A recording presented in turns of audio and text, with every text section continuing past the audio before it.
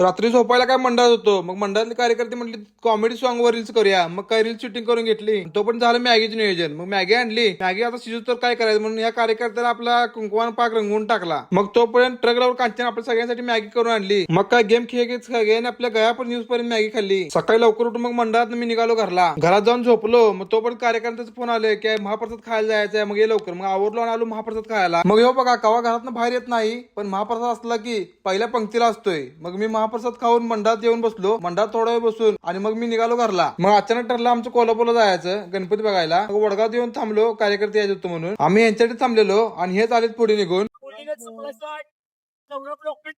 मग आपल्यासोबत दादाराव पण आले होते. बावड्यात गर्दी बघा किती आहे नाटकं बघायसाठी. मग आम्ही एवढ्या गर्दीतनं बाहेर पडून असे युनिक मूर्त्या बघत निघालो होतो. मग तिथनं डायरेक्ट जुना बुधवार पेठ तालीमपाशी आलो मूर्ती बघायसाठी. पश्चिम महाराष्ट्राचा सगळ्यात मोठा आगमन सोहळा होतो. ती मूर्ती बघण्यासाठी आलो होतो, तर इथे भली मोठी अशी रांग लागली होती. मग बाहेरून दर्शन घेऊन आम्ही आलो 21 फुटी महागणपती बघण्यासाठी. मग तिथनं आलो फुलगली तालीमने युनिक अशी मूर्ती आणलेली ती बघण्यासाठी आलो. मग पाटाकडे तालीम मंडळाच्या मूर्तीचं दर्शन घेऊन आम्ही सगळेजण निघालो पुढे. मग आम्हाला जायचं एकीकडे आम्ही गेलो दुसरीकडे. मग तिथून पुढे आल्यावर कार्यकर्ते म्हणजे देखावा बघायला थांबूया. मग देखावा बघायसाठी या रांगेत थांबलो. मग तिथनं आज गेलो तर देखावा खतरनाक असा केला होता. मग तिथनं आलो कोल्हापूरचा सुवर्ण गणपती बघायला. डोळ्याचं पारणं फेडणारा गणपती म्हणजे कोल्हापूरचा सुवर्ण गणपती. शेवट विषय आहे हो. सगळं गणपती बघून झाल्यानंतर आम्ही निघालो घरला. तर मित्रांनो ब्लॉग आवडला असल्यास लाईक शेअर कमेंट आणि फॉलो नक्की करा. भेटूया पुढच्या ब्लॉग मध्ये.